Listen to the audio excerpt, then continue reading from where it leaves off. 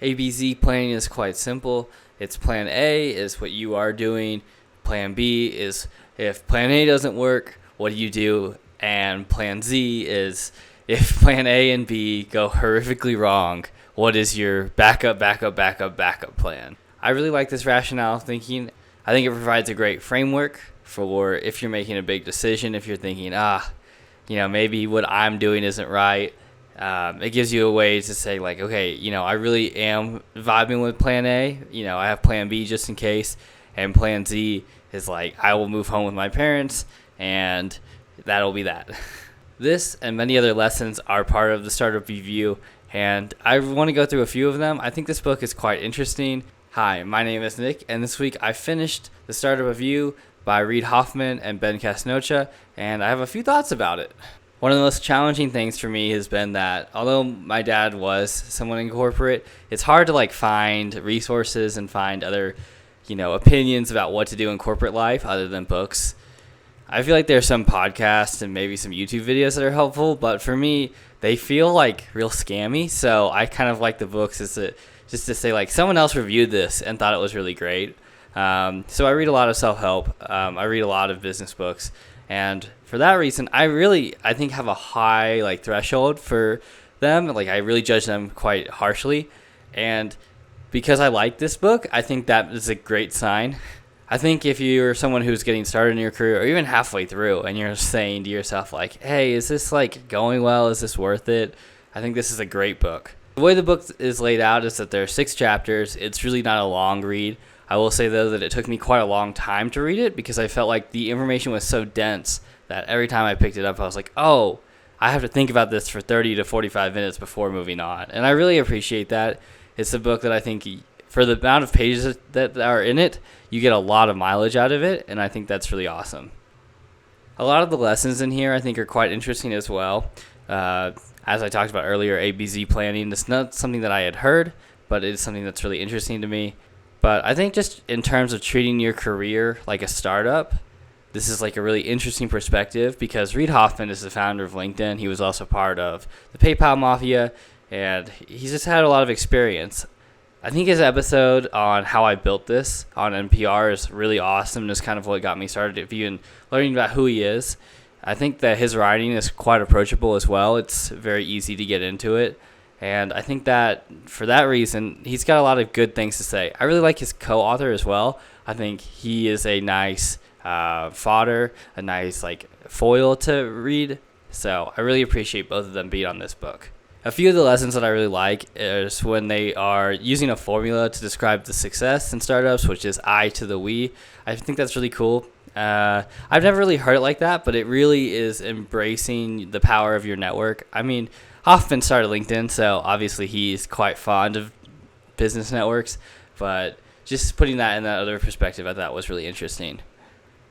And I think to follow that up, one of the last chapters that was really interesting for me was just how to use your network to make decisions. They say you should trust your gut twice and then ask for help, so you have a baseline of what you think is the answer, and sometimes you just need people to reassure you, and sometimes you need people in your life to say hey, that's completely wrong.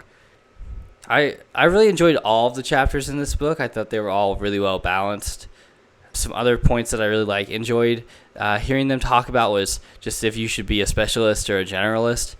For me, I've been a specialist. I've been a specialist for a really long time, and so hearing the pros of why you should be a generalist were really interesting to me and things that I kind of have picked up on. One of the lessons that I really enjoyed was just the discussion about should you pick up something that you're sort of familiar with, that you have no familiarity with, or you have a lot of familiarity with? And the answer is kind of if you want to grow deeper, you pick the thing that you already know really well, and you can just keep learning and learning more about it. But you will gain a lot of things by learning about something you know nothing about, and something you know a little bit about. It doesn't really help you in a lot of ways, and so you should keep expanding if it's not the thing you want to go really deep in. And I really enjoyed that discussion. I also really like the chapter about serendipity because it really is kind of one of those things where people say serendipitous, it was this magical thing that happened. But in reality, it's serendipitous because you put out so many feelers and one of your moonshots actually hit, and you shouldn't limit yourself ever. So always giving out more opportunities, more like ways to connect with people, or it's just a really interesting discussion to me. And I also really enjoyed the chapter on risk tolerance. I think it's really interesting when they talk about like human psychology and how it's saying that, like, when you're making a decision, one of the main things you're always going to default to is what in your ABZ planning is the Z, which is how bad is this going to go? And that's not always helpful. And that there's other perspectives, and to try your very best, even though it's against everything in your nature, to say like, okay, what if this actually does go well? The only part of the book that I really didn't like, and I think it's just a personal preference, was just the discussion on social media. There was a lot of discussions about Twitter, which is now X, but I just don't see the value in Twitter or X as part of a social networking exercise. I do understand the point that, it is helpful to get opinions from thought leaders, but I just don't really find the value in Twitter. And maybe that's just me coming from someone who prefers more video style content, but I just find it wasn't amazing. I actually think it's pretty funny because the book is aged very interestingly, which is where like the stuff that Hoffman is talking about and the value you get is actually something you can find on LinkedIn. It's something that nowadays, like, it's very easy to find on LinkedIn, and it's very helpful, and it's way better moderated than X is right now. So I think for that reason, it's kind of funny. It's like the thing that he was advocating to use X for is the one thing that LinkedIn does so well, you no longer have to use X. But overall, I thought this was a really thoughtful book. I thought it could give a lot of insights. If you liked the video, I would really appreciate a thumbs up, and if you're new here, to subscribe as well.